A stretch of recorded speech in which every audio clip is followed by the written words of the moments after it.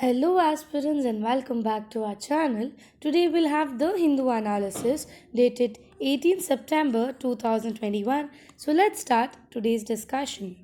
The first article states that WTO's Agriculture Pact tilted against developing countries. Talking of this background, it is basically one of the minister is stating that WTO is little being more favored or giving more benefits to the developed countries, and this is very much unfair, and therefore he said that you should have actually work equally, or you should work fairly, then only the countries can trust you.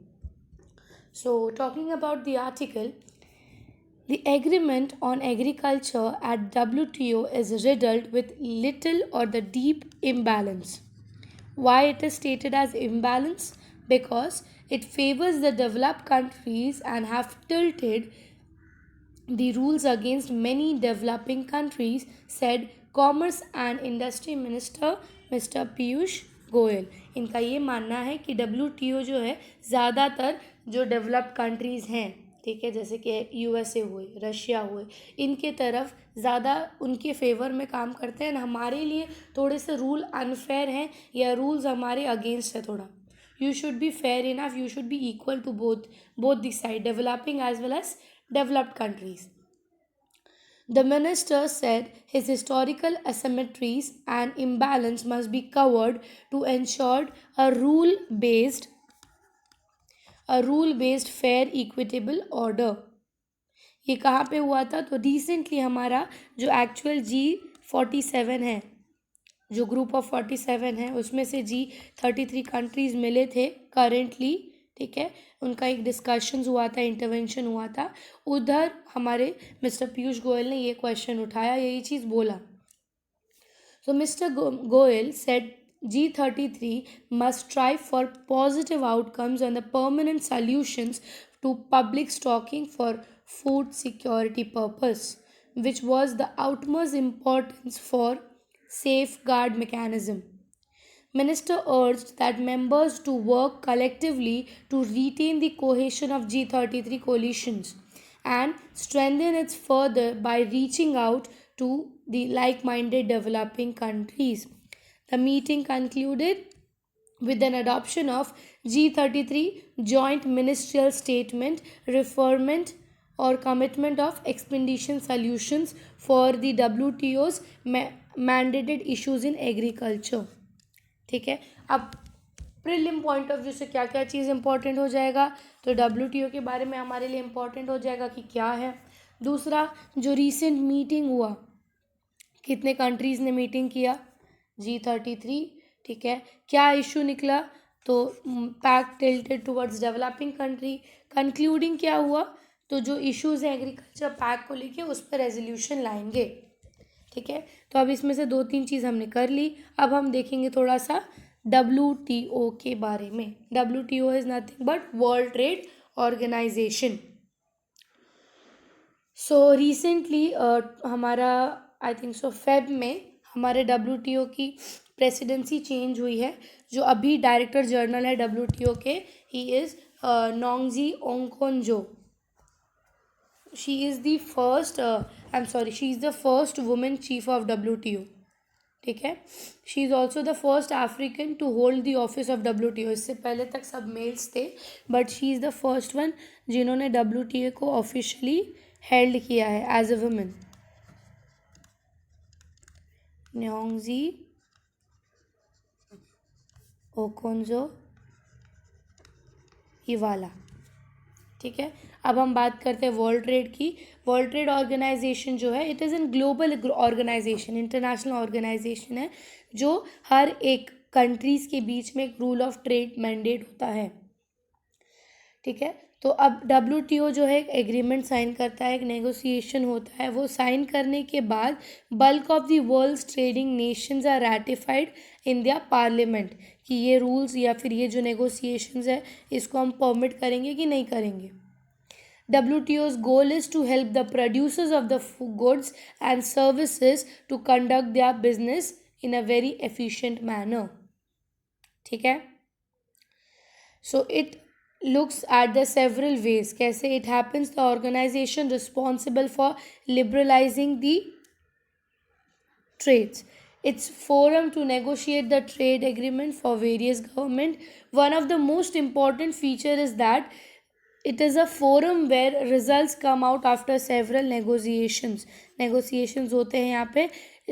Essentially, when WTO is a place where government who are the members go in order to sort out the trade problems. Usually अगर दो countries के बीच में कोई trade problem हो रहा है, ठीक है, कुछ issues हो रहे हैं किसी भी रिलेटेड को, तो वो लोग WTO के पास जा सकते हैं and WTO tries to solve it.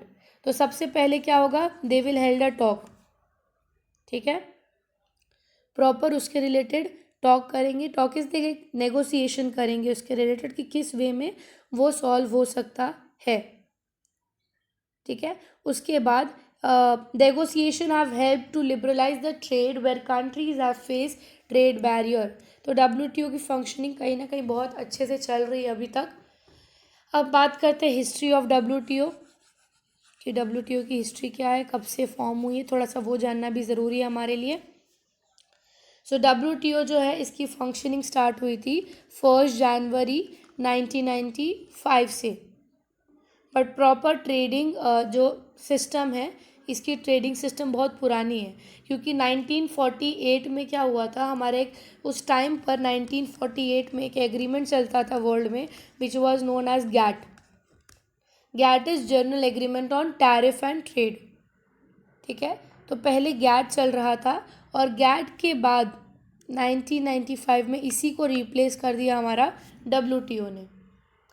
तो it did not take long for the general agreement to give the birth to an unofficial international organisation.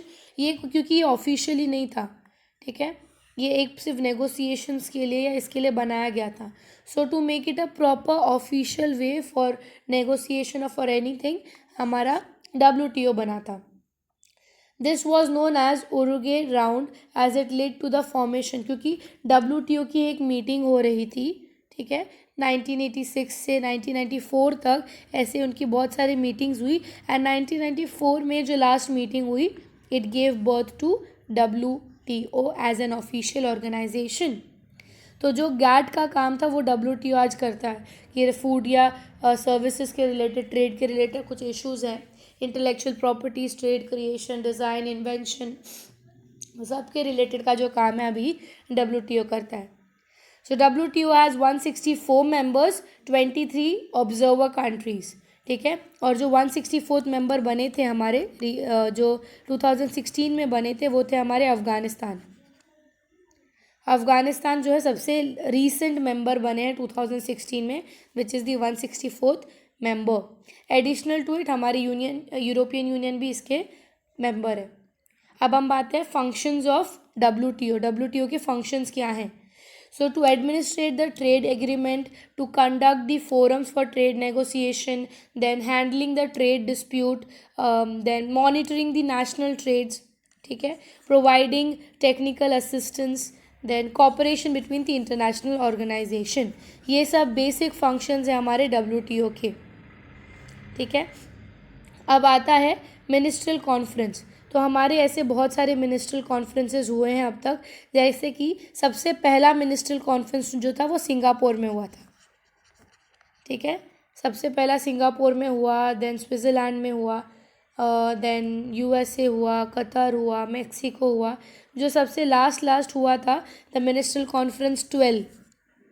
ठीक है, ये कज़ाकिस्तान में हुआ था रिसेंटली 2021 में. ठीक है, ये मतलब मीटिंग कज़ाकिस्तान में रखने वाले थे. डेट इसका प्रॉपर पता नहीं सकते बट 2001 में प्लान था कि कज़ाकिस्तान में WTO की मीटिंग होगी बट उसको पोस्टपोन कर दिया गया because of the pandemic situation. ठीक है, तो जो कि अभी हुआ है इधर WTO के रिलेटेड. ठीक है, सो ये कुछ बेसिक चीज़ें थी जो हमें जाननी थी अबाउट WTO. जैसे कि फॉर एग्ज़ाम्पल अगर क्वेश्चन आया कि is WTO founding member of is India the founding member of WTO. तो yes, India is the founding member, क्योंकि जब 1995 में प्रॉपर नेगोशिएशन होकर एक बॉडी बना तब WTO उसका मेंबर था, और जब गैट था जो टैरिफ एंड ट्रेड के रिलेटेड, उस टाइम पर भी इंडिया उसका मेंबर था, गैट का। इस तो ये सच बात है कि इंडिया जो है WTO का मेंबर है। अब अगर ये क्वेश्चन आया what is WTO and what are its function, तो सबसे चीज़ याद रखो, to deal with the trade rules between the countries, ये सबसे बेसिक वर्क है, फंक्शन है WTO का। दूसरा जो होता है that is to maintain a smooth trade globally, जो भी इश्यूज है उसको सॉल्व करना। ओके, सो अगर बाय चांस ऐसे रिलेटेड अगर नेक्स्ट क्वेश्चन अगर ऐसा कुछ आया कि which what are the advantages के रिलेटेड, WTO के एडवांटेजेस कैसे हैं, तो सबसे पहला it gives you a legal framework, ठीक है, नेगोशिएशन करने के लिए, कुछ भी डिस्प्यूट सॉल्व करने के लिए you have a legal framework to do it by WTO, ठीक है, जिसके वजह से प्रॉपर स्टेबिलिटी मेंटेन होती है। आप फ्यूचर के बारे में प्रेडिक्ट कर सकते हो कि अगर अभी हमारा रिलेशन ऐसा है तो आगे जाके कैसे बन सकता है, ठीक है, क्योंकि ये सब most of the expected questions है जो 2001 और 2021 और 22 में आ सकते हैं related to WTO। So I hope so ये आर्टिकल पूरी तरह आपको समझ गया होगा। Now will move to the next article. Star astrophysicist Tanu Padmanabhan fades away. ये थोड़ा सा प्रिलियम पॉइंट ऑफ व्यू से हमारे लिए इम्पॉर्टेंट है।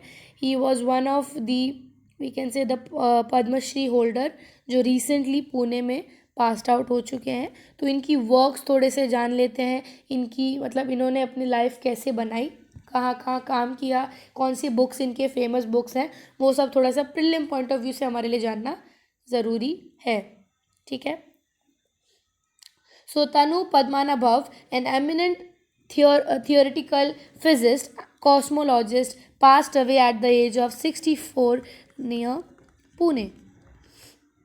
फ्राइडे को ही, ठीक है, and he was the Padmashri holder. सबसे पहले चीज़ आपको जानना ज़रूरी है कि अगर ये चीज़ हुआ कि was he a Padmashri holder, तो yes he was a Padmashri holder. Massive heart attack उनको आया एंड देयरफॉर जब तक हॉस्पिटल पहुँचे ही पास्ड अवे। इनको अगर बोला जाए तो इनके फ्रेंड्स उनको यूजुअली पैडी करके बुलाते थे उनको, ठीक है। And he was born in 1957। 1957 में बॉर्न होने के बाद उन्होंने केरला में यूनिवर्सिटी कॉलेज जो है पोस्ट उधर से अपना ग्रेजुएशन और पोस्ट ग्रेजुएशन कंप्लीट किया। वहाँ पर he was a gold medalist. फिर वहाँ से उन्होंने अपनी पहली book first research paper release की गई थी या पब्लिश की गई थी at the age of 20। Just imagine at the age of 20 उनकी फर्स्ट पब्लिक रिसर्च जो है पब्लिश किया गया था। So that's a very big achievement. उसके बाद जब उन्होंने ग्रेजुएशन और पोस्ट ग्रेजुएशन यहाँ से कर लिया, तो जब वो मास्टर्स कर रहे थे अपना, तो he did his masters by joining जब वो मास्टर्स कर रहे थे तभी उन्होंने Tata institute of fundamental research join किया था फॉर द PhD, क्योंकि मास्टर्स अब ऑलमोस्ट उनका हो चुका था। सो 1979 में he joined Tata institute of fundamental research, ठीक है, for PhD under the guidance one of the eminent professor थे इंडिया के जिनका नाम था जयंत नरलीकर। उनके अंदर इन्होंने अपना PhD किया फ्रॉम दी बेसिस या from the subject of astronomy and astrophysics. So he was offered a research associationship at TRIF, ठीक है, एंड जो कि उन्होंने उसके बाद वहाँ पर वर्क किया टिल 1983 तक। सो उन्होंने अपना डॉक्टरेट का लेकर मतलब PhD कंप्लीट करके he worked there for some years. वहाँ पे काम करने के बाद 1992 में ही मूव टू पुणे, ठीक है। वहाँ पे आने के बाद उनके वहाँ पर he became a distinction professor and served as a dean. कौन से इधर, तो कोर एकेडमिक प्रोग्राम 1997 से लेके 2015 तक he worked as a dean of that institution. Then उसके बाद he is an Padma Shri award और one of the Padma Shri award जिनका नाम था अरविंद गुप्ता, उनका ये बोलना है he dreamed for the mule, he never played a gallery और he did not believe in dumping down. He was a very realistic person. अगर हम इनके बारे में बात करें, इनके कुछ वर्क्स के बारे में बात करें तो कौन सी बुक्स लिखी हैं या फिर जो प्रेवलेंट है, as he is a Padmashri holder, obviously इनके बुक्स फेमस होंगे। So Professor Padmanabhav authored several books, including the comprehensive 3 volumes of Theoretical Physics 2000, then usually accessible after the first 3 minutes, The Story of Our Universe, जो कि 1998 में आया था। After the 3 minute the story of universe 1998 में आया। उसके बाद next जो उनका one of the master theory था क्वांटम को लेके, that was quantum theme the charms of micro world, जो कि 2009 में आया था। Then structure formation of universe and sleeping beauties in theoretical physics 26 surprising insight, ठीक है, ये भी बुक उन्होंने लिखा था। फिर along his wife वसंती a physicist, he authored a popular dawn of science 2019 में सबसे रीसेंट उनका वर्क था डॉन ऑफ साइंस, जिसमें उन्होंने ऐसे 24 चैप्टर्स लिखे थे। He wrote different 24 historical chapters, जो कि ट्रांसलेट किया गया था चाइनीज़ से, चाइनीज़, पोर्तुगीज़ और पॉलिश लैंग्वेज में इनके राइटिंग्स को ट्रांसफ़र किया गया था। तो that is one of the major achievement for a Indian country, और for we can say yeah, so it was a major achievement for us also, because being an Indian, it is a very big thing, because he made our country proud. So सब prelim point of view से थोड़ा ये सब चीज़ जानना ज़रूरी है कि इनकी वर्किंग क्या थी और क्या क्या इन्होंने किया था इंडिया के लिए, या फिर इनकी जो फेमस बुक्स हैं वो सारी चीज़ें। Okay, so now will move to the next article. Next article अगर हम पढ़ेंगे, it states that Australia shrugs off China's anger और न्यूक्लियर सबमरीन। इसके रिलेटेड अगर हम बात करें, 2 दिन से हम इनके बारे में पढ़ रहे हैं, विच वॉज AUKUS, जो ट्राइलैटरल एग्रीमेंट साइन हुआ है, उसके रिलेटेड ही क्या हुआ कि ये जो एग्रीमेंट साइन हुआ, चाइना ने अपने स्पीक में या अपने इंटरव्यूज़ में ये चीज़ बोला, दिस इज़ वेरी रॉन्ग, या फिर आपको अलाउड नहीं है ये चीज़ करना।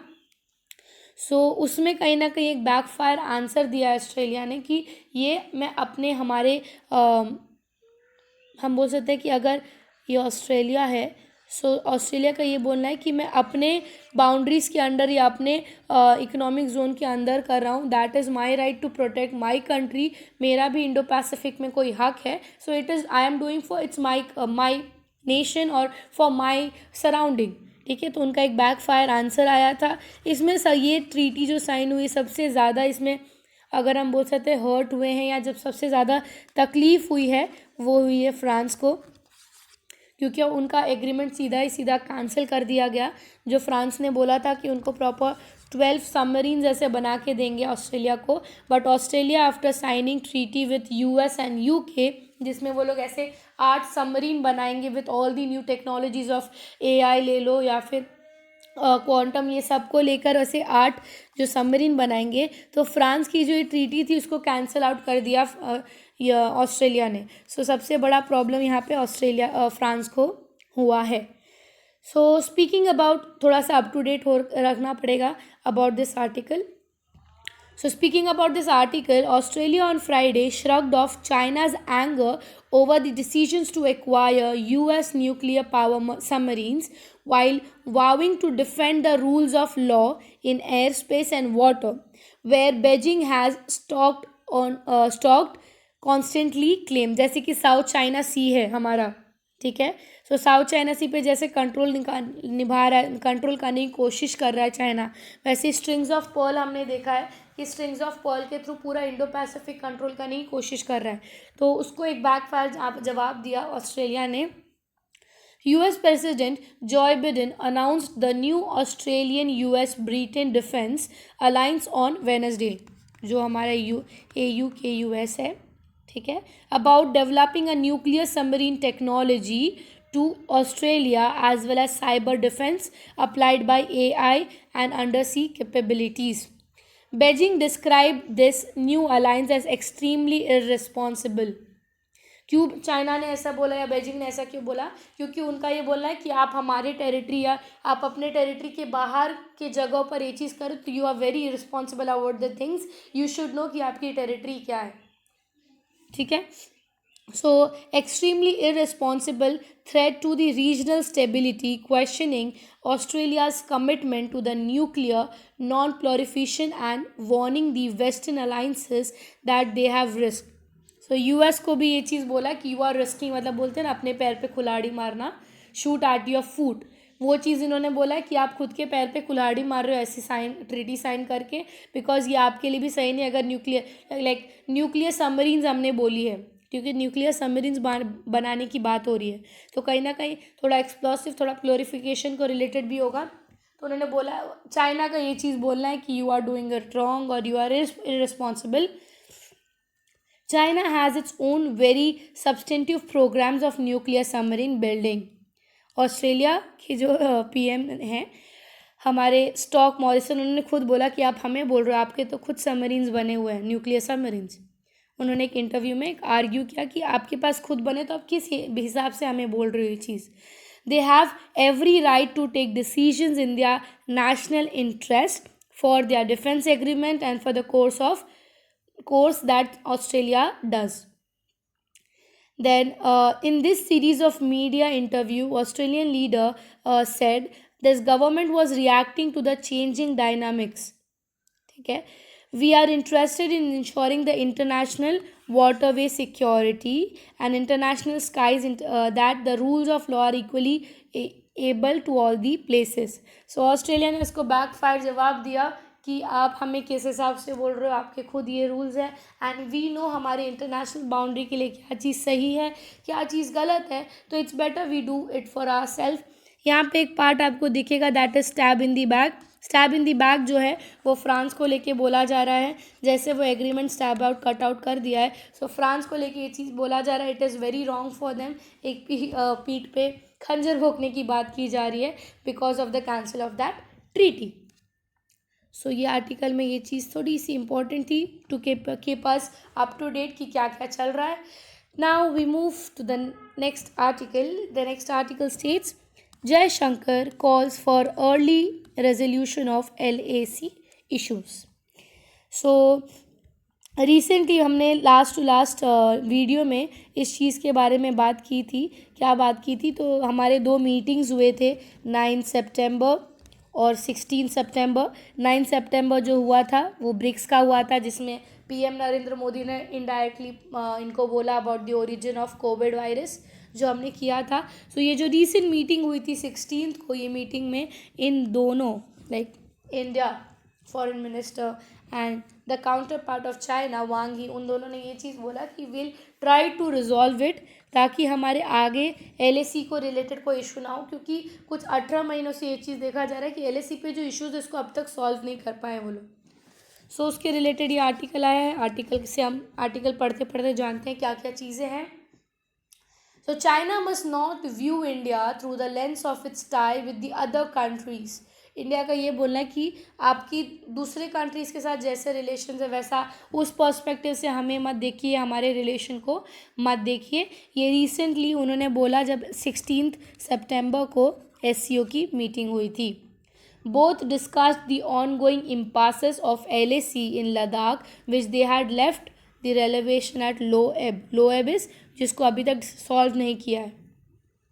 The statement issued after the meeting, held after the last 2 meetings in the same city at SCO, said that they agreed to take a talk by military and diplomatic officials. So that ये जो disengagement अभी भी बना हुआ है LAC के reason पे उसको सॉल्व कर सके. मिनिस्ट्री ऑफ एक्सटर्नल अफेयर्स उन्होंने बोला both sides have agreed that जो ये प्रोलॉन्गेशन हो रहा है 18 मंथ से जो LAC के पास में जो डिस्प्यूट और जो केओस हो रहा है उसको सॉल्व करने की हम बहुत कोशिश करेंगे. Mister Jaishankar once again stress that peace and tranquillity along the LAC which depends on the resolving all the remaining issues of 17-month long standoff, the essential basis. Mr. Jaishankar said that Asian solidarity is dependent on the examples of how China and India relation is there. Asian solidarity is basically in independency या फिर sovereignty depend करता है कि कैसे हाँ वो ये dispute solve करेंगे दोनों साइड से. तो दोनों ने ये डिसाइड किया है, दोनों ये डिसएंगेजमेंट सॉल्व करने की कोशिश करेंगे, दोनों इसको क्लियर करने की कोशिश करेंगे by a military talk. India and Chinese officials are due to hold their 13th round of military talk to resolve the situation of LAC. ठीक है, जो कि लास्ट अप्रैल में हुआ. अप्रैल के बाद से अब तक नहीं हुआ इसके related discussion. Along the boundaries of eastern Ladakh, क्योंकि ईस्टर्न लद्दाख की अगर बात करें तो वहाँ पे हमारा LAC वाला रीजन आता है. And several areas leading to Galwan clashes in which 20 Indian soldiers, at least 4 Chinese soldiers were killed. Of those areas, 2 sides are completely disengagement, that is the Galwan valley एक तरफ, और हमने पैंगोंग सो को देखा था जो 8 फिंगर वाला इशू है. ठीक है, सो ये दोनों रीजन्स पे बहुत ज़्यादा केओस है, उसको पहले उसको एटलीस्ट सॉल्व में तो बीच में एक बफर जोन बनाने की बात कर रहे हैं वो लोग, ताकि ये बफर जोन पे कोई नहीं आएगा. इस तरफ चाइना रहेगा, इस तरफ इंडिया रहेगा, ताकि इनके बीच में कोई भी ये चीज़ ना हो. So both the sides have for the first time been the place the term of buffer zone for the further avoiding of the clashes. Buffer zone I think so best examples ये रहेगा हमारा initiative रहेगा, ताकि दोनों तरफ से लोग अपने अपने रीजन तक देखें. क्योंकि अगर सिंगल एक लाइन मेंटेन होगा तो लोग बोलेंगे इस लाइन तक हमारी पार्ट है, सेम इस कंट्री से बोलेंगे इस लाइन तक हमारी पार्ट है. सो इट बेटर दोनों साइड से एक बफर जोन बना लो. इस एरिया में किसी को नहीं रखेंगे, इस एरिया के इस तरफ चाइनीज सोल्जर, इस एरिया के इस तरफ Indian soldiers. So general Rawat's comment, the meeting between the foreign minister came after the day that Chief of Defence Staff General Bipin Rawat said India must prepare to deal with its adversaries both the fronts. मतलब आगे के future ऐसे कुछ भी steps हो सकते हैं both the fronts is China and Pakistan दोनों को लेकर. He had also called China's moves on Afghanistan and making friend with Iran and Turkey a joint manship between the Sikh and Islamic civilization. So हमें पता है China क्यों ऐसे सब situations का फ़ायदा लेता है, ताकि ये सब कंट्रीज़ को अपने साथ लेकर एक सेंट्रल एशिया में अपना कंट्रोल कर सके. Apparently contradicting the CDS comment, Mr. Jaishankar told that Mr. Wang that India did not believe the clash of civilization, that is proper अपना इंडियन एंड चाइनीज सिविलाइजेशन की बात कर रहे हैं. So the ministry conveyed that India have never subscribe to any clash of civilization theory. He said that India and China had to deal with each other and establish a proper mutual respect for each the countries. So ये बात हुआ है currently and अभी ये लोग का meeting होगा. Let's see meeting में क्या डिस्कस होता है, किधर से किधर तक का बफर जोन ये लोग बनाते हैं और इंडिया के पर्सपेक्टिव से क्या नई चीज़ें हमें पता चलती है. So that was for today. I hope सो आज के आर्टिकल्स आपको समझे हो. If you like the video do like and subscribe the channel. Thank you so much.